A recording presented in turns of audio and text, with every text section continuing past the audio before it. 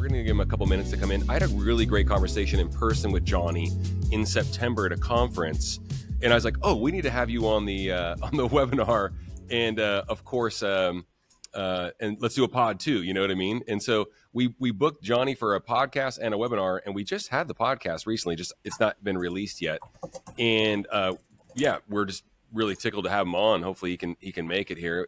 We apologize if he can't. I'm sure there's a good explanation for it, but I do have some good data and some good nuggets from our conversation I can definitely share that are taken away from Johnny. Johnny does a ton of events, a ton of fundraising events in Houston, and has a really big like AV team, and like a lot of his stuff. It's pretty cool. He's got like a DJ background, so he does DJs. What? And oh yeah, it's really, really cool. I didn't know that. And, yeah, he was a former radio personality as well. He had his own morning show in Houston, and now it's like, of course, there's you find yourself into fundraising, right? Sure. And let's just get going with some questions. And just, all right, sure. So it is. What is the best way to fundraise for events using social media? And who is that from? That's from Trina. Hey, Trina, how you doing? Are you here? Because I have a follow-up question. So the best way to fundraise through social media would be like to send someone to your is there's an event component to that? It does. It says, for what is the best way to fundraise for events using social media. So that's why I thought, we had this conversation with Johnny recently about messaging being so important, and making sure that we had a case study that we got into. This will be helpful for Trina's question. And I hope Trina's here. If you are, great. That's awesome. Thanks for coming. So there was a case study where folks were having a party, like an 80s, 90s themed, get together at an event. And the messaging was all about the party and like, what were we going to wear and this and that. And it's not because people were afraid to talk about the fundraising component, but it was missed. And I thought this was a very obvious response, or just, outlook, for instance, about how not to go about this is okay, the party's going to happen no matter what. And that's awesome. Mm-hmm. And we want it to be memorable. We want folks to come back, and we want to promote the next one, because if this party's great, the next one's gonna be great. But we don't want to forget to talk about, hey, check out these awesome live auction items that we're going to have. So the best way to fundraise with social media, of course, is to have your messaging dialed and make sure that everyone knows that that's involved, or sharing, or, doing sizzle reels and stuff like that. Of course, they understand why you're going to be there. We always say what the opportunities are. Yeah. Right. What we're doing and what we're going to do. So we talk about the component, the fundraising component, where the money's going, of course. But when you're promoting an event on social, make sure that you prepare folks to understand what's going to be there to give, for instance, the different opportunities to give. Don't make the live auction a surprise, right? Items. Right. If you have a golden ticket, or, you have an awesome piece of like donated jewelry, and you're doing like a $100, raffle or something along those lines, or giveaway, make sure that you're promoting that, before you promote the party, right? So the party. I love teasers. I love a good, teaser Tuesday, right? And start teasing out your live auction way ahead of time. Yeah, that's the point for sure. We don't want any surprises, but a great thing is folks can, see what you're going to have, figuratively start packing their bags for live auction items, for instance, if there are experiences or whatnot, or think about who they want to buy, a dinner experience with wine with, maybe there's another couple or what have you. So Trina, I hope that helps.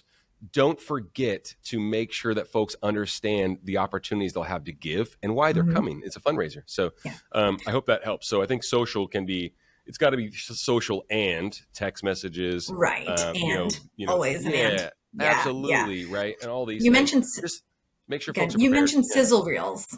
Somebody in the chat is asking what you mean by a sizzle reel. Can you define that and explain? Cool. Yeah, absolutely. Oh, appreciate that. So sizzle reel, we all know video is super, super powerful. And if Johnny can find his way on, it'd be awesome. I'd love to hear, he has so much experience, and I think he has his own video company, if I'm not mistaken.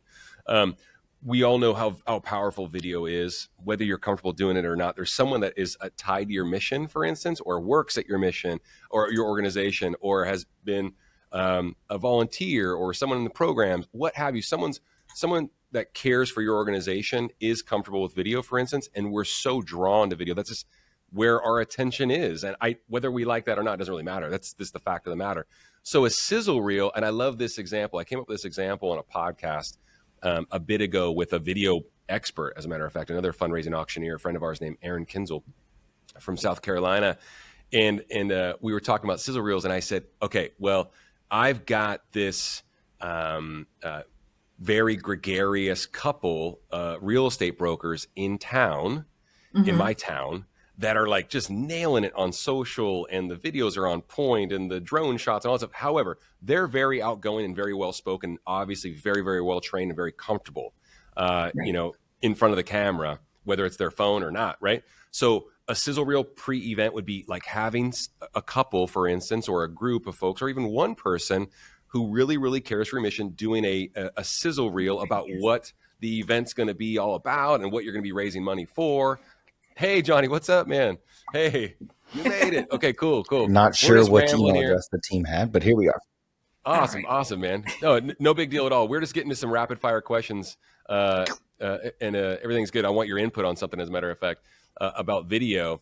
So like getting my story here, Johnny, is like this gregarious couple that are real estate brokers in your town that are coming to your event, that are really comfortable in front of the camera. Get them to do a sizzle reel pre-event and at the event as well, that you can use to tease the next event, for instance. So we had a question about what a sizzle reel was, and that was just a quick little example, for instance, that we had the brainchild for. Talk to me about your 30 thoughts seconds. about stuff like that.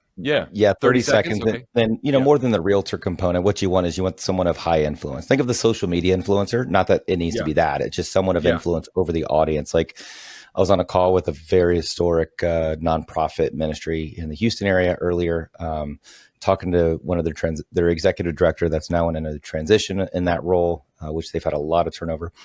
And we were talking about how to engage the donors for the next 11 months for their event in 11 months.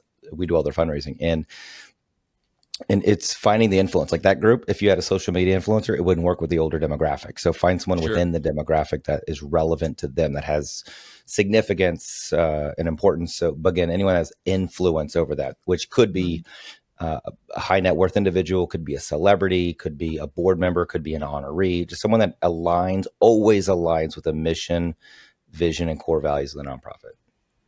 I love that. And that's your triumvirate. You want to get into that a little bit as well? Because we were talking about, I want to hit you just, Sandy, I'm kind of coloring outside the lines here. Sure, go ahead. But we got 45 minutes with Johnny. So Johnny, you said something very, very interesting. I hit you with a bunch of follow-up questions on our recent conversation, where you're talking about this organization. You said they were very lean, and you said that their messaging, and why were they so successful? You said they raised like $1.9 million at the event. Almost $9.5 million. It was $9 million. Okay, I knew there was a 9 in there. Okay, and I was like, okay, Johnny, but do me a favor. Like, a lot of our audience, they're not having $9 million events. And you said, well, they're a very lean group. Okay, and I said, well, okay, what's their magic? What's the magic? And you said messaging. You want to get into that for folks?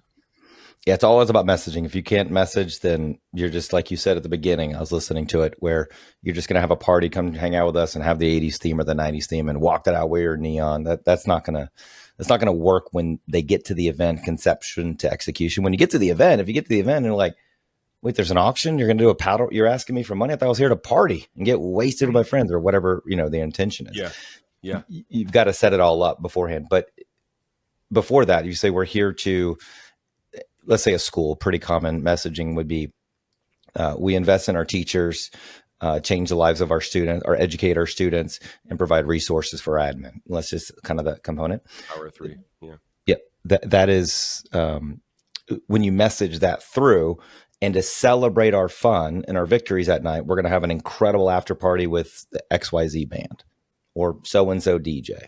So you make it about the fundraising first, and then the party is secondary. Even if it's been messaged for years, it takes either 1 or 2 years for that message to really resonate with the donors. Gotcha. Yeah. And the guests. Donors and guests are different. Donors are those that spend and give. Guests are those that are there attending, maybe learning. Hey, we had a list of things we wanted to get to, and you just said the difference between donors and guests. Wow, we got you, man. Let's talk about it. Yeah, let's talk about it. And of course, peeling the onion a little bit, getting the right people in the room, and some examples of that can help folks mitigate the issue when they just have guests versus donors, for instance, and just some takeaways for the audience. Yeah, seeding them the right way, having different email blasts to the guests and different email blasts to your donors, and then breaking it down into subsects of those donors where you have donor emails. I was actually on a consultation after our time yesterday on the Trevor, and they, I had them break down their $5,000, which is their identified major donor group, and higher. So if you give 5,000 or higher, that's their major donors. But then break that down into maybe 25,000, find the round numbers, 25, 50, and 100,000 in this case, and break that, look at those 4 or so different groups, and then cultivate them, and then cultivate the next generation of YPs in that family line, whether it's cousins, daughters, granddaughters, grandsons. Find the C-suites, find the individuals that have high potential that in the next 3 to 5 years could be an honoree, could be a chair through the family line, because it's easier to have that through. And then what you want to do there is have uncle, dad, grandpa, whomever within the family mention how important it is to make that investment with that nonprofit or ministry. And the reason we support them in our top 5 of giving nonprofits is for this reason and this reason and this reason. And once the family starts hearing about it, they become more apt to being like, yeah, actually, I do want to get involved with them. It becomes a family component of generations. I love that. Let me double click on that just a little bit with the donors and the guests, and just like bring up an example. Maybe you and I have spoken about it as well. Where we have the local corporation as a sponsor, they buy a table, but they don't have their C-suite level or board members filling the table. How do you mitigate that? Because we've all ran into that before with tables and table sales and attendees and folks that are eaters and drinkers and not givers, for instance, regardless of the family dynamic and where we're at in the process. Yeah, don't give them a prime table at the front and what we call the triangle of giving. Don't put them there. Just put them somewhere else in the corners. But get a list of those donors. People in the seats. How do you names and email addresses. We're doing a final check, 14 days out or something like that, 2 weeks out. Want to get the names, emails, and phone numbers. So all the data capture, the biggest win in anything in this world is data capture. Sure. Data capture. Whether it's for your primary business, your secondary business, or your tertiary business, or service thereof in the nonprofit space for nonprofit groups. And so you want to ask for that. And if you don't get it, our deadline to receive that before we share tables is X date, 7 days out, let's just say. Just use some rough information. And if you realize it's just a bunch of mid-level managers, although we appreciate them and no C-suites or none of those individuals, no execs, you just don't put them at a prime table. You just don't. You can't afford it. You can't afford a non-well-versed, a group that's not well-versed in fundraising events, fundraising high net worth events, especially. You can't put them in the front. They don't, not that they don't deserve it respectfully, but there has to be a fine, hard line, because when you wake up the next morning and your fundraising is a fail and you look back and it's because you were being nice about putting a mid-level group in the front row because the corporation X made such a gift, and you didn't want to offend the corporation, you failed, because that's the metric of success. Did you fundraise correctly? Did you hit your numbers? Were you engaging to your audience and other things? So now I know that, a lot of nonprofits have the premier seating, all of those things built into their sponsorship levels. So what do you say to that when you have probably with C-suites attending, with at least, if you're seating 8, then with at least 2 C-suites attending, and just build that right into your expectation. You put it part of the contract. Wow. And if no C-suites or executives are attending, and maybe even name them out, sometimes you don't do that, but just let it know you need the C-suites. I mean, we know what that is. Your table's still there, but sometimes they just want to fill the table because they feel bad they don't have enough people. Right. You don't want to waste $400 or $1,000, or some of my event spaces are $350 per person to $450 per person. Right then, if you're that right there is, you're looking at $6,000, $5,000. You lose $5,000 off the top, and they're not going to give you $5,000 back. Right. So if you're not going to have C-suites attend, at least 20%, put a metric number in there of the 8 or 10. If you're seating 60 rounds or 72-inch rounds, then we appreciate you, but explain to the C-suite. They'll get it, because once you identify your relevant messaging as to why we're there to fundraise, because the call could sound like this, or the email, because we're here to fundraise to help invest in school safety, whatever the message is. Our goal that night is $500,000, and we're making sure that we're seating our major donors in the right location and all of our guests in the right location. So if we're going to have your C-suites, we want to make sure we make those accommodations and seat you in the right location per the invite that you received. If we're not, we love that you've helped support our nonprofit. Again, as we fundraise towards 500,000, we know when we seat the right people in the right location, we'll accomplish that and or exceed that. And so if you're going to just fill the table with some team members, we think that's amazing. We'll still accommodate per our agreement, but they might not be in the same location. Any thoughts or questions or concerns? Are you guys okay with that? And then at that point, you address that response. A lot of times they'll be like, oh, that's totally fine. Yeah. Or, you know what, it's more headache for me to staff it with 10 people. I don't want to go give it to 10 people. Right. We'll donate some seats back. Yeah. And just strike it fully, or give it to people you're cultivating at another space that really could benefit from that, or give it to honorees, or, you know, but you want to give it to money. Always, you want to put it to potential donor money. Sorry, Trevor. Yeah. No, you're great, brother. I was going to say, hey, we've got some great questions coming in. I was going to have you hit Johnny with David's question, Sandy, and then just a nudge to everybody. Hit us with questions. That's why we're here. So thank you so much for the question. We don't care. I'm going to read this. David apologized for it being long. David, you have no worries. Okay. So he hosted a gala, or they host a gala each of the last 2 years. They've played with the run of show. First year, they had 2 honorees awarded and speak prior to the dinner, and final honoree after. Then went into fund a scholar, raise hand type auction fundraising component. But people had started to leave before the auction. So the next year they tried to hammer the entire program and fund a scholar before dinner, but ran late, of course. Lots of people left before dinner, which was awful, especially given the cost of the event. So any suggestions for a run of show if having multiple honorees, sit down dinner, crucial fundraising component. Of course, we have the typical speeches from the board chair, university president, etc.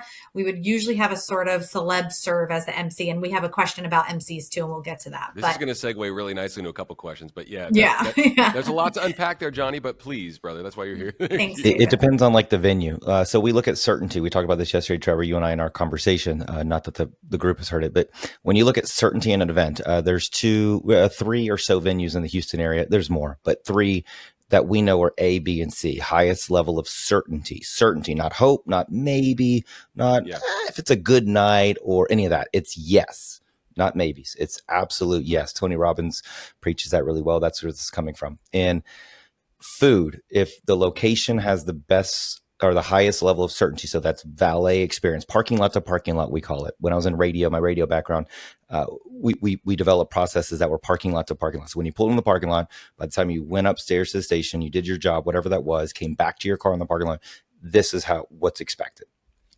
So by the time you pull in the parking lot of the event space, is it self-parking valet? What does that look like? Is it well lit? Is it dark? How are we welcoming and inviting you in? Think church service. Good morning. Glad to have you. They're catching you as many times as possible. There's probably 3 to 5 interaction points before you step in the doors. And that's definitely intentional. So one of the venues is the highest level of certainty. There's not even a question. We have the highest return on investment, ROI, for fundraising. It's because valet is overstaffed. They're very welcoming. Whether they speak English or Spanish, they're still welcoming. They're nice. They're trustworthy. They're quick. They're overstaffed. You walk in, you know where you're walking in. They always have at least 3 managers. Doesn't matter if there's 300 guests or 800 guests. There's always 3 managers on site ready to look, serve, and run around and do what's right. They're overstaffed on 1-to-1 tables, sometimes 1 to 2 tables. So 1 server per table.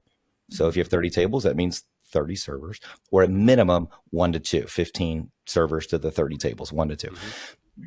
The food is always delicious. So if the food is awful, the rubber chicken, then people don't really care. They're not looking for it. They don't want to eat it. They would rather eat Taco Bell, honestly, especially if they're gala scene attendees. What you want in your run of show and for event run of shows is, are you okay if I kind of dive into that, Trevor? That's where we're going next. Yeah. Just want to make sure. I don't want to get too far down that hole. No, when you look at an event, we partner with a lot of our event planners because we provide a high level of certainty of return. You know, when you hire us, you're going to get high deliverable. With enthusiasm. So, and a positive experience, positive attitude, success with a PMA. I love that book when I was a kid. But when you look at your event run a show, I'll get those a lot from our event planners, as I aforementioned. Then I look at that and I say, what is our revenue goal, gross rev goal? And what is our messaging night of? And then where can we make this a better fundraising run a show? So what do we know provides the guarantee people will not leave until when? Until the honorees are honored. Mm-hmm. What you don't want to do is fundraise past your major donor's bedtime, sedentary circadian rhythm. Yeah, we got that back in. So if you're putting your university president, board chair before or during the dinner, you've already done what people care to celebrate. Oh, by the way, we're almost done, guys. Before you leave, please don't leave, beg. Please don't leave. We're going to do some auction. I don't want to auction. And they get up and leave. So of course they're going to leave. So what we did this multiple times, even last week at our events last week, is we put our honorees. We had an event with Lyle Lovett. We put Lyle Lovett at the end of the program. Nobody's going to leave until Lyle Lovett is done. So let's do the fundraising. Let's do the mission moment, right brain, emotional storytelling. Let's get that out of the way. Then we're going to have fundraising. We did fundraising. Then we brought Lyle Lovett up. Nobody left until Lyle Lovett was done, or until they experienced that. The other thing on that, on your question here, David, is event celebrity MC. This is a fun topic that doesn't get understood it takes a long time typically for a lot of individuals to understand this. So I don't say this in a rude way. So please don't understand my intention is to help you have a better understanding with a kind heart. We look at event MCs and television MCs as something totally different, just like the run a show component. An event MC, let's say 7:01, we take the stage, 7:00, but let's just use the 7:01 you'll understand why in a second. At 7:01 is your event MC. At 6:01 and 10:01 for your nighttime anchor news personnel, whoever that is, whether they're morning, afternoon, evening, but let's go with the evening, 6 and 10, let's just say. At 6:01, it doesn't matter what's happening in the world. What are they reading? Sandy, Trevor, what is a TV anchor reading at 6:01? Teleprompter, probably. Yeah. Teleprompter. Mm-hmm. 10:01, doesn't matter what's going on in the world. They're reading their teleprompter. Okay. They're going to keep the same, most of them, not all, but most will keep the same concept going into the event. And then at 7:01, what are they most likely going to read? Their script. Mm-hmm. Yeah. An event MC does not read the script at 7:01.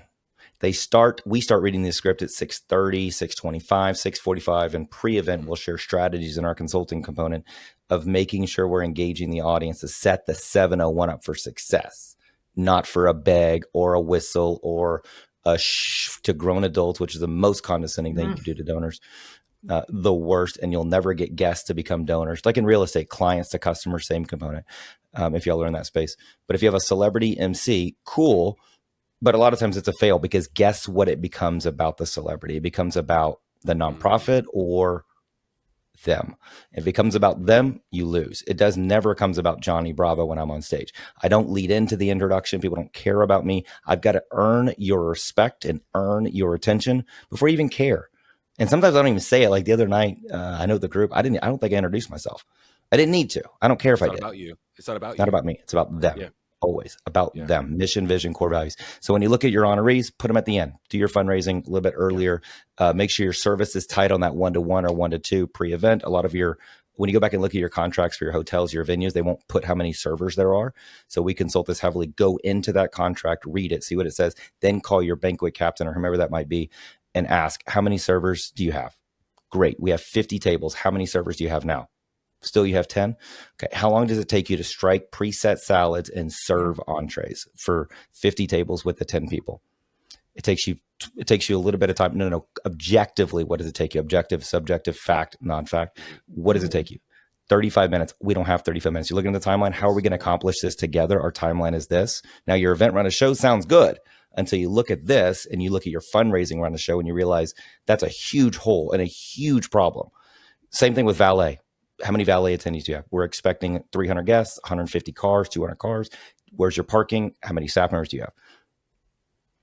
So that's where you have a VIP entrance or a VIP party 30 minutes beforehand to separate kind of that queuing theory, making sure that people are out there, cops or volunteers are keeping that line moving. Signs, thank you for being out here, maybe with kids or those we support. So nice. 1-1 on servers is the target. David, I think that was a great answer to a long question, and thank you for the question.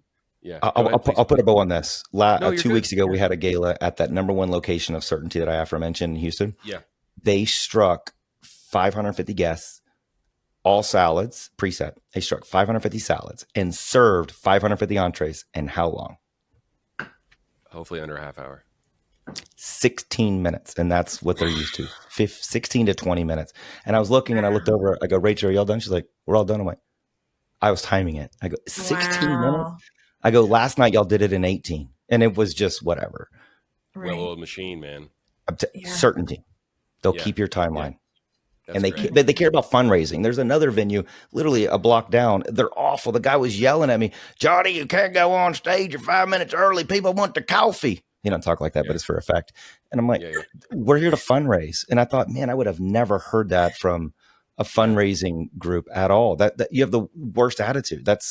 We're not here for your Folgers coffee, respectively. Right. We're here to fundraise. Yeah, we're keeping the movement. We're keeping it going. Fundraising, bro. I can't event run a show fail because he was focusing on the event run a show. Yeah. The keynote speaker was done 5 minutes early. We're going to keep moving. We'll be back after these messages. So we'll lose the audience and y'all go and talk. We'll come back and we'll hopefully regain you. Not doing that. We're going straight to it. We're keeping it moving. Yeah. I have a pre-submitted question that might lend good to this conversation. So what is the ideal or recommended percentage breakdown of a program's content time? Specifically, how much of the total program should be dedicated to showcasing the mission and impact versus general entertainment programming to effectively warm up the audience before the final fundraising ask? Is there a point where too much mission content actually becomes counterproductive? And that is from Kim. Kim, great. Listen to these questions that are submitted before we even get on air. It's amazing. A lot of experience. Can you paste that into the chat so we can all kind of see that? Yeah, absolutely. And we can track it. And then we'll circle back for sure. Also, Kim went where I went, and I want to get your feedback on this, Johnny. With Dave's question about the university president speaking, the board chair, my mind immediately went to maybe we separate this into two events. I'm not saying that's the right answer. Kim said, I feel like awards dinners, I feel like awards dinners. Oh, I lost it. Pardon me. Oh, I feel like awards dinners and fundraisers should be separate. Am I wrong? Am I wrong? No. That's a great question. Yeah, it is a good question. I mean, it has to, rule exception to the rule. That's definitely an exception to the rule idea. I would say how do you advise your clients if they're facing the same situation? You go, let's just make it 2 different evenings. Let's make one awards dinner. Let's make one fundraiser. Or you're like, you know what? We can make it happen. It depends on really what the awards look like and a bunch of other variables. But that's a great way to get the next generation involved with the family. So when you award, Joe Smith's family or Joe Smith, you don't make it about Joe Smith. You make it about Joe Smith and his family. And guess who's there? His family. And then who do you want to get involved? The next generation of donors. So that would be a way that anytime you have an awardee or an honoree, whether corporate or public service, whatever it may be, you want them to feel celebrated, but you have to target their SOI, sphere of influence. Great example. We had an event a couple years ago, a great country club, a group that doesn't have a lot of traction in the market. They called, they're like, Johnny, oh my gosh, we need a professional to do this event. And it's like next month. I'm like, next month. Tells me the date. I'm like, yeah, actually we have a DJ event. I can take my name off of that. I can be at the event. What's going on? I'm like, it is an event planner and says, they're having this movement or we're going to have so-and-so. And I'm like, whoa, as your honoree? Oh, like high profile, high influence. Okay. They had 30, 40, 50 people already pre-registered on up to 500 guests. She sent an email, maybe a couple phone calls, and just told the friends at the country club. She had it seated at 400 people in that room were her friends. Because she was being the honoree. She doesn't do this a lot. She's very well known in Houston, high philanthropic. The family's generational in that, multi-generations. A lot of stuff's named after their family in the city of Houston. And that night, they obviously shattered a record. Like, I knew the people in the room. I knew what to do with it. I knew what to do with the honoree. I knew all the staff, respectfully. I not knew all, but I knew how to handle that situation. And the next year, they didn't do it. So they didn't set up. They didn't set up any momentum. Infrastructure was awful. The 1 year was great. It probably floats them probably until now anyway, years later. But they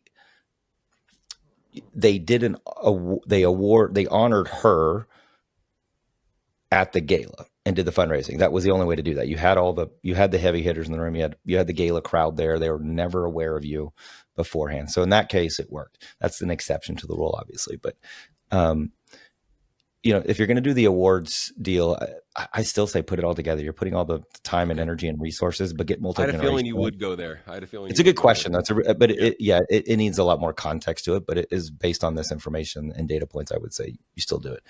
I've seen some orgs do really, really well with honoring sponsors and, once again, individuals and what have you that have been involved with the organization for a while, almost kind of like a sponsorship dinner, if you will, where it was very, very, but it was also, very, very intimate. Starts with 50 people, maybe in a couple of years, it's 100 people tops.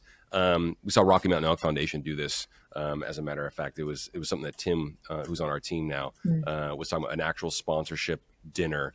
And sure, a small fundraising component, some very, very select items, things like that. But every organization, every event's so unique and has its own atmosphere and whatnot. I like the idea of getting folks together. And Johnny, I'm not typecasting you, but I like the idea of getting folks together multiple times just for the community piece. Mm-hmm. I love what you said about engaging the younger generation and making sure it's about not the honoree, but about the family. I think that's massive. Really, really great, and great question. Quarterly events are the minimum. You have to do quarterly events, mini dinners. When you look at that subsect that aforementioned of the $5,000 major donors, 10,000 to 25, 50, 100,000, you have to look at maybe doing dinners at their house. You never do the ask, by the way. If you do that with major donors, zero chance you make an ask. Mm-hmm. It's like playing golf. Embellish a little bit what you say. Yeah, it's like playing golf. Not that everybody here does that, but you'll follow the concept, I think. 18 holes are in a golf game. Typically, if you go play golf with a client, on the 16th hole, 15th hole, whatever the number is, but whatever. When you're playing golf, let's say the 16th hole, the question isn't, do you want to do business? That's not the question. If you ask that question, you failed before you even went in. You don't take the golf game for 4 hours until you do that. The question is, how much business do you want to do? So when you do a dinner like that with no ask, it's the same concept. It's not, do you want to support or will you support? The question is that they're going to be asking is, how can I support? Yeah. Mm-hmm. You let them lead that. There is no chance that happens. How deep? No chance you ask that. Yeah. People have brought me in just to host this 10-person dinner. Wow. And they were doing asks and they were losing people. Like, well, that's why you're losing them. Right. Let me come in. We're going to. They know why they're there to be involved, but they're not there for you to ask like that, right? Yeah. Celebrity chef, you bring that in. You have valet, you have lighting. You have, you don't do a fancy sound system, and really nice homes. Obviously, 5,000 square foot mansion, beautiful homes. You got to make them feel that way. But you got to treat them right. And they bring me in literally just to be a part of the infrastructure and the interwoven component. I'm not a patch on the jacket. Right. I'm sewn into the component, guys. I'm here to drive the event. Here's the celebrity chef. So how long did it take you to make the food? Kind of go into that, educate them. Cerebral clients. I'll make this really fast, but makes me think the same thing. I had an event last week. I was doing the fundraising. I was losing them. Very, very fancy location, a luncheon. And I realized my grandmother, so my grandfather actually kind of helped support this nonprofit when they started in the 80s, 3 generations ago. My grandmother goes there. It was started in my grandparents' church in River Oaks, this whole thing. So I know the people, the rector that was there, he was the one that looked over my grandfather's funeral, the whole thing. Papa's buried there. So it's part of our family. Very old demographic, all that to kind of paint that picture, chandeliers. And so when I'm doing an auction in the luncheon, down a bit, it is, I'm doing the whole thing. And I realized they weren't responding. I go, you know what? Let's teach you something. Instead of doing a Western style auction, let's do an Eastern style art auction. That's more fun. You're at $2,000. Wonderful family. How about $2,500? Would you do? So I switched it and educated them on what the auction differences are in auction. Mm-hmm. And then I educated them what a paddle race should be and how fundraising. But I realized at that discern moment, I couldn't keep doing that. I took an item from 2,000 to 6,000 just because the old ladies were loving it, having fun. And afterwards, they were just loved how you just told us how to do an art auction. I haven't been to one of those in years. Oh my goodness. Yeah. So it was, they want to be educated. They want to learn something. They always, cerebral donors, guests, will always remember what they learned or where they were when they learned something. Mm-hmm. Mm-hmm. And so in that case, it's state change. Yeah. Tony, 2 Tony Robbins references for the first time ever on the A-Show webinar series. I love it. Hey, Sandy, could you do me a favor? Can you hit Johnny with Becky's question as well?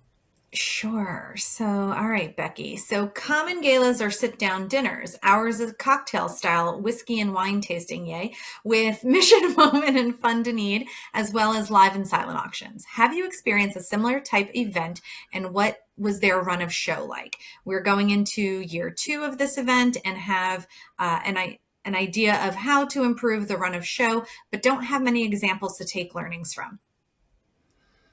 Cocktail event, like they're walking around and all that. There's no seated. That's never fun. You got to give them a place to be. You've got to control the room at least a little bit, and that occurs by here's where you go, not here's where you can hide in the back corner and never be present. Seating people and seating donors is highly strategic and needs to be highly intentional. Cocktail events, we have one next Thursday. We consulted them a couple months ago. She's like, oh my gosh, I've never done that. I go, give your 4 major groups tables, seated tables. Everyone else can be cocktail. Totally fine. Okay. So they're seating them at these 72-inch round, 10 per table. Not necessarily just to eat, but that's where they're going to be, and they're going to be expected to be seated. Names are on there. They made very nice placards to remind them where it says for them to be, all that component.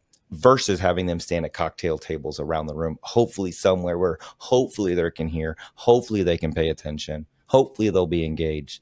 We negate the hope and go to certainty. Cocktail style does work moving forward. It's actually a great, it's better and it's different than the dinner gala thing that people are kind of getting tired of, but you have to give them high value entertainment and performance and keep the program tight. The program certainty has to be super tight.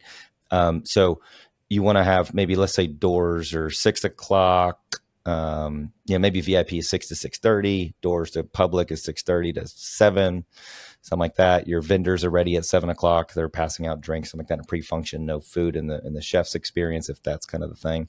Then they walk around. I'm kind of going through reading her notes here. And they walk around at 7:30. We'll commence with program-ish. Tail wags the dog. Critical mass, what we're looking for, 7:45. 8 o'clock, you start program. Your program needs to be like 10 minutes.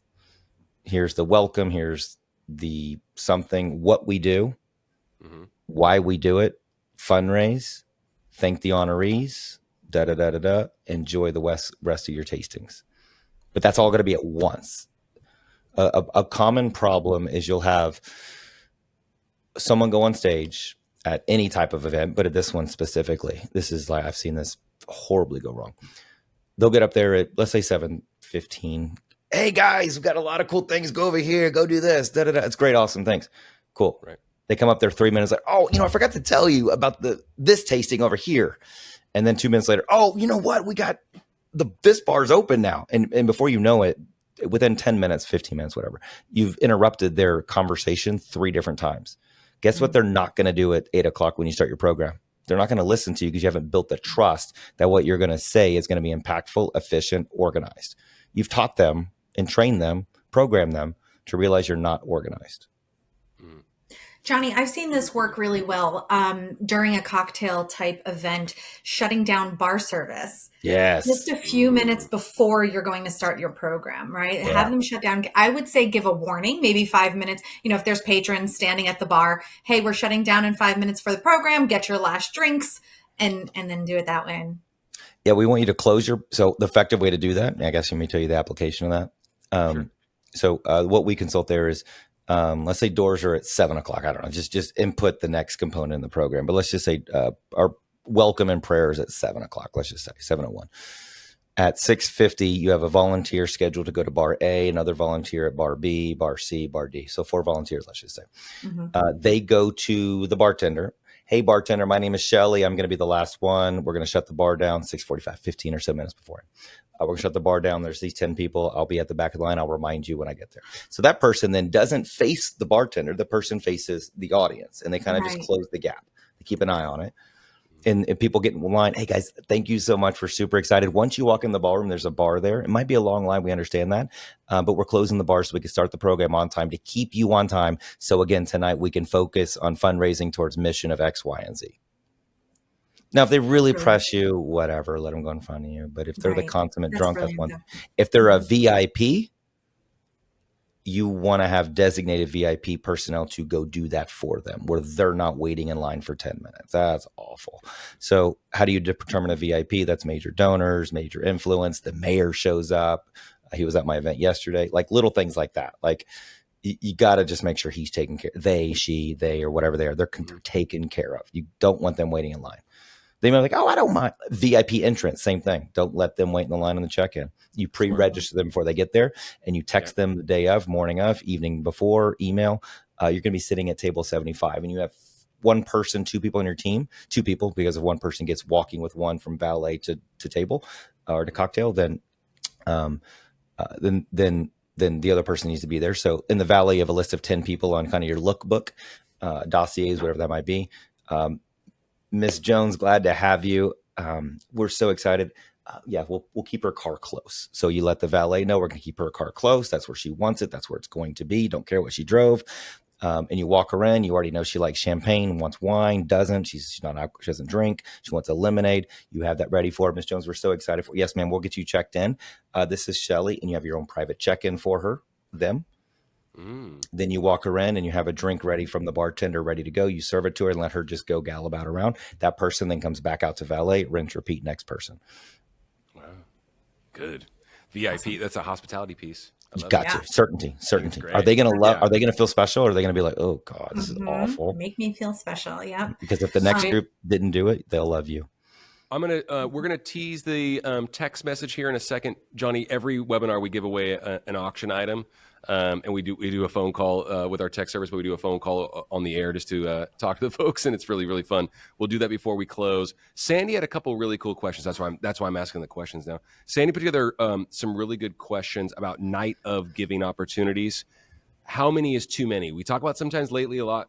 Nickel and diming folks, like the 25 here or the 50 there and the 100 here, and there's like 12 different opportunities, and folks give 3 times. Maybe they've never been to your event before. They've given 3 times. They gave $175. They're like, I did great. So talk about night of giving opportunities. How many opportunities are too many, and how do you consult folks on that?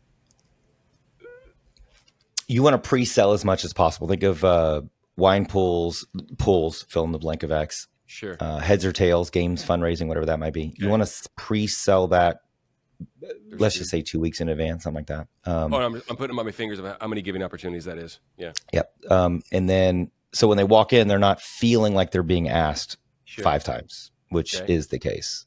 Okay. And then when you get there, after that, it really should, you could do a raffle, but again, you want to pre-sell as much of these 3 components as possible. Sometimes a raffle and the heads or tails is easier. 1 entry per person, up to 3 entries per person. There you go. There's that side note. And then paddles up live auction. So it should be about 5 is the most. But you got to be careful. It has to be done right. Let's go with this example. When you're think of Miss Smith getting out of her car. Okay. Not the VIP. Let's think of another Miss Smith. I don't know. Fill in the blank. Miss Nelson. I don't know. Gets out of her car. Goes into check-in. Yes, no, is she out there? But waits in line. And when that person waits in line, and the first time they hear about heads or tails, raffle, wine pool is from the mobile bidding check-in staff or volunteer, it slows down your what? Check-in. Mm-hmm. Well, that's a fail. That's not certainty. That's certainty of not good experience. So you want to pre-sell that. So it's noted in the component when they get checked in. You have it noted, and also here's your blinky ring or blinky rings for the heads or tails. Here's your da-da-da for the raffle you bought. They're going to know what to do when you walk in right behind us. You could do that, and it says raffle on it, not like a cute little thing that doesn't say raffle. Because when she looked down at the 4 things she got, she was like, I don't know what is which. And and then it gets confusing. You want certainty, not confusion. Confusion in fundraising is worst thing you could do. Paralysis. So, what you want is in you want to pre-message as many things as possible, letting them know as many great ways to support. Not we have a wine pool, not we have a raffle. To support safety in our schools, we're fundraising, and you have a great way to support with a raffle item. Great way to support with a heads or tails game we're playing in the middle of the program to make it fun, or during the program to make it fun. It could be at the very end of the program, not at the beginning. I digress. So what you want is when Miss Nelson pulls into the front, you have someone welcome her. Thank you so much for being here tonight as we fundraised to keeping our school safe, whatever it is. There's raffle, heads or tails, great ways for you to get involved. Here's a flyer or information piece. Nice, not like a piece of junk paper. Hard, heavy cardstock. Make it look nice, spend a little money on it, make it print nice, even at the office. Hand it to them so they see the 2 or 3 things they have. Let them be excited. Then when they wait in line, you have if there's 5 lines, you have 3 or so volunteers that are then hyping it up. High enthusiasm, extroverts that are wanting to talk and move the line, not stay static on a person. They keep moving, high five. Thank you again. And they're celebrating the donor and guests for being in the line. Thank you for being here tonight. To keep our school safe, guys, we have some really cool ways for you to support. Heads or Tails is going to be an entry for $25. We're going to play that game later for a really cool prize. Don't overwhelm them with data. Really cool prize. You can point at it, let it be visually seen right there, or make a really big poster board. So when you point, you're looking not, we have a great way to support Heads or Tails, $25 gift, and you get 14 bottles of this, and this, and 4 of this, and 7 of this, and stock your seller this, and you get a trip to this. I'm sorry, for what? Yeah. You've confused them. Just raffle, or Heads or Tails, $25, raffle, 25 or 50, make them round numbers, make them match as best as possible. So then when they get to the check-in person, it's not will you, just like the golf experience on the 16th hole, it's which one do you want to do? Right. Just real in the weeds here, why do we make the Heads or Tails investment similar to the raffle, for instance? It could be lower. You use Heads or Tails for really 3 reasons. I don't want to go into that in my rabbit trail too much. No, like let's say Heads or Tails is 25, but you have a lot of success doing your raffle at 100. Is there a problem with that dichotomy? No, if you have historical data that supports, stay where your support is. In that case, good question, really good question. But you keep them round numbers. I'm going to and then double clicking on that. So you have historical data and success of selling out with the raffle. The Heads or Tails is a great success at 25 and 100. Are you nudging organizations to consider 50 for the Heads or Tails next year in 2026 and 250 for the raffle, for instance, because you have the data to support that? When you look at your fundraising run a show and you look at your gross rev goals, when you look at the gross revenue goals, it'll tell you what that number should be. Cool. So let's just say you look at 500,000 as your gross rev goal. You already have 450 built in. You haven't done Heads or Tails games fundraising. In this case, Heads or Tails for the example. And then we find out of the 500 guests, 150 will do Heads or Tails at $50. Okay. But we find that maybe 250 will do it at $25. There's your math. And then you look at your math maybe let's do maybe 3 entries, 1 or 3, no more than 3. 1 entry or 3, not 2. So 1 for 25 and then 3 for 50. So it'll take more real estate of time fundraising on a show issue.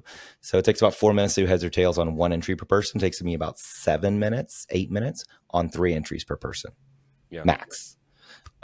But then you look at your gross rev goals, and I mean, we've made a lot for nonprofits to cover that gap. A good example, next Thursday, we're doing an event. A very, very large national nonprofit. They don't do Heads or Tails. They never have. I said, when I looked at their run a show, fundraising run a show, event run a show, great example. When I was looking at their event run a show, I'm like, ooh, man, they're going to be sitting for like 2 hours. Mm-hmm. You got to do something to get their blood flowing. And totally. Yeah. And she's like, we've never done Heads or Tails. I'm like, 4 minutes, 1 entry, no payment. It's not a fundraiser now. Now it's meant to get the blood flow and change the energy in the room. There's different reasons to have that. So I guess I'll answer that question. You do Heads or Tails or games fundraising. 1 is for fundraising. Clearly, that's the intention. That's the goal. Yeah. Secondly, you want to do it just to get the blood flowing, get people up and get them moving. But you can't do that right before you go into fundraising, because then you get telling people to get up, to move around, to leave, so they don't have to be present during the auction. Then you got a bigger problem. Sure. So you got to do it in the right way. So for them, they've approved it where we're going to do it at no cost. They had a quick little $500, $1,000 trip or something that we're going to put in the auction, probably make $1,000. I'm like, don't do that. I mean, we'll do way more than that in the revenue, but I go, make that the Heads or Tails game. Everyone's involved. Everyone gets it. You know, there's no blinky ring. There's no cost to do it. Take you 4 minutes of time at most. Folks are engaged. Let's just go. Yep. And create engagement. Yeah. Create centralized focus. Those are your 3 reasons: fundraising, blood flowing, or engagement. You got to capture the room. Earn the attention of the audience. TV personalities as event MCs or as MCs expect attention, make it about them. Professional event MCs make it about the mission, vision, nonprofit of the nonprofit. And they're able to engage the audience and earn their attention with strategy. I love that the path of this conversation started this way. It's like, once again, the fundraising. I've never heard anyone say fundraising run a show versus event run a show, frankly. So I think it's amazing. I think folks just think it's a foregone conclusion. Okay, it's going to be about fundraising. Well, okay, is it? And is it really, really specific, right? So I love that. Giving you some flowers, Johnny, for that. It's awesome. I want to do 2 things. I'm sorry, we're going to get short on time, and we appreciate in the audience. I can keep going if you want to. Yeah, what's that now? I can keep going if you want me to. We'll go for like another 5 or so. But I want to prompt everyone to text 73747 or text HGA, pardon me, to 73747 because we're the giveaway at the end here. Johnny, will you tell the audience where they can reach you? Can you tell them your email address, a website, all that good stuff, and we'll put it in the chat as well. And then I want to get to Kim's question as well, if you don't mind. 911. That's where you can find us. Bravo Entertainment. Yeah. Bravo Entertainment Group is our rebrand name. It'll be official sometime soon. We're in the middle of our busy season, but bravoentertainmentgroup.com, BRAVO. Johnny Bravo is my radio name for 16 years, all here in Houston, my hometown. So I kept that. And then email is just johnnybravoentertainment@gmail.com. That's awesome. My personal one. So Johnny Bravo Entertainment, JOHNNY, bravoentertainment@gmail.com. Cool. And remember, it's always about engaging, entertaining, fundraising. And sometimes you can't do that. Not all of our fundraising experts on our team do that with the same level of energy and enthusiasm. But we are fundraising experts. Sunday I had an event, very specific, 350,000 was direct to knowing how to fundraise as an expert with the audience night of. It was direct, not even close. Could have been more, but I know it was 350 because we looked at the numbers on the back end afterwards. That's and awesome. The client recognized it. Good. Good. Yeah, reach out. We love, like I said, love putting your business in the street so folks can follow up with questions as well. So once again, everybody, feel free to reach out to Johnny. We'll put his email address in there as well in the chat. Sandy, can you handle that real quick while I hit? Yeah, it says, Courtney already did, Johnny Bravo Entertainment @gmail.com. Oh, great. Okay, cool. Is that where? Is that gmail.com. Yep. Okay. Perfect. Thank you. And then Kim's question. Can I hit you with that, Johnny? Is that cool? Yeah, I was going to say about the VIP guests. I was looking at it. Yeah, exactly. No. Yeah, pardon me. So yeah, Kim's a one woman show. Thanks, Kim, for all the great questions. Of course, day out. Can't thank you enough for being here. Appreciate you. Yeah, Johnny, fire away, man. You got to get it out of your head. Respectfully, you got to get out of your head. You got to find people. If you have kids, neighbors that are young, let them go be your assistant. Let them build things for you. Just get stuff off your plate. Build a lookbook, which is like dossiers for major donors. Take your 10 people, pictures, names, faces, schools, colleges, types of car, where they live, second house, where they work, what the industry or career they're in, whether they've had multiple jobs, C-suite or not. Get all that information down into document and paper. If you're an extrovert, just talk through it and have somebody hire you. AI does that really well, or hire them, pay them such a small fee. VIP guests, you could cheat. I had a group do this and I didn't think of it until I saw them do it a couple of years ago. It was really smart. When the VIP guests got there, it's kind of the same thing. They're super lean at this country club, but they were taking a huge risk and a lot of investment and they were super stressed. But every VIP guest, major donor that came in, they handed valet like a gray or purple slip, whatever it was. When they got that, they then handed it to those assistants at check-in. So they knew that they were a VIP. So it took the lookbook component out. And so I think that worked out really well. But I'd never seen it until then. And the guests, it seemed that most of the guests did that. I ended up going to valet because when I'm doing one event a night, I like to stand in the valet and see who the peacocks are. Especially at school events, because they're not the gala attendees that I normally see in Houston. Okay. So you could do that. Board members wear name tags. Love it. Not in pictures. Take them off for pictures.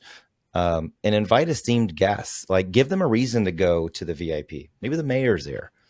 Okay.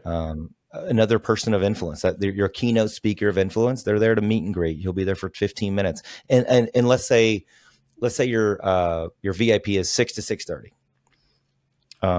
give them a nice reason to be there from 6 to 6:30. Give them a reason to have that queuing theory of the valet we aforementioned. Give them a reason to get there early. And then we're going to take pictures until 6:20 with our keynote speaker, not until 6:30. Get them there early. Mm-hmm. So you can arrive early. And then when you've sent that content out, you make the phone call. Yeah. Hello, Joe. Super excited to see you next Thursday as we fundraise to keeping our kids safe in our community. We want to remind you, 6 to 6:20 is we're going to have our pictures with Tebow or whomever the person is. Want to make sure that you're there. Any questions about getting to the country club, parking? No. Okay, wonderful. We're super pumped to have you. And when you get there, if you'll give them this ticket, you're being emailed. If you can just give that to them, that way we know to take care of you immediately and get you right to the right location. We'll get you checked in super fast so you're treated the right way. Love it. State the intention. And goal. So you've been talking about, high profile speakers.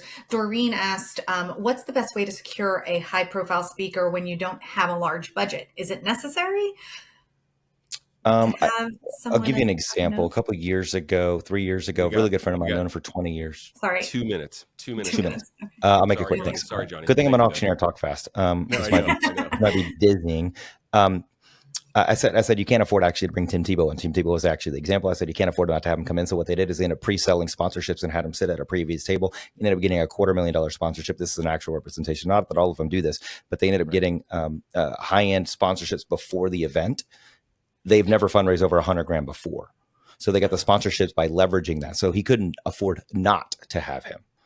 Couldn't afford not to have so-and-so. So sometimes that is the case. If you can't do it, you want to find someone mission, vision, core values focused on the nonprofit. So it could be somebody that really identifies with why you're there to exist, whether they're local.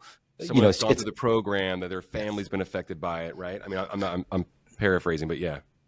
Yep. Keep them focused on the mission. Yeah, you don't want them to go off script and start doing their own thing as ego boost. Here I am. But if you can sell it pre-event and make it a high-level sponsorship and create valuation in that space. Good. Hey, I'm going to call a winner.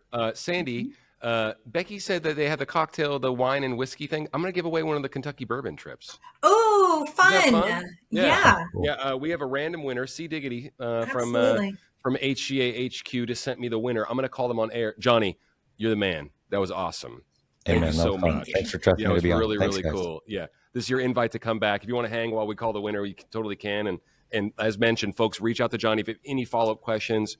You have his website and his email right there as well. So it was awesome. I'm going to call the winner right now, okay? Make sure you have your phone on so you can get the Kentucky bourbon trip.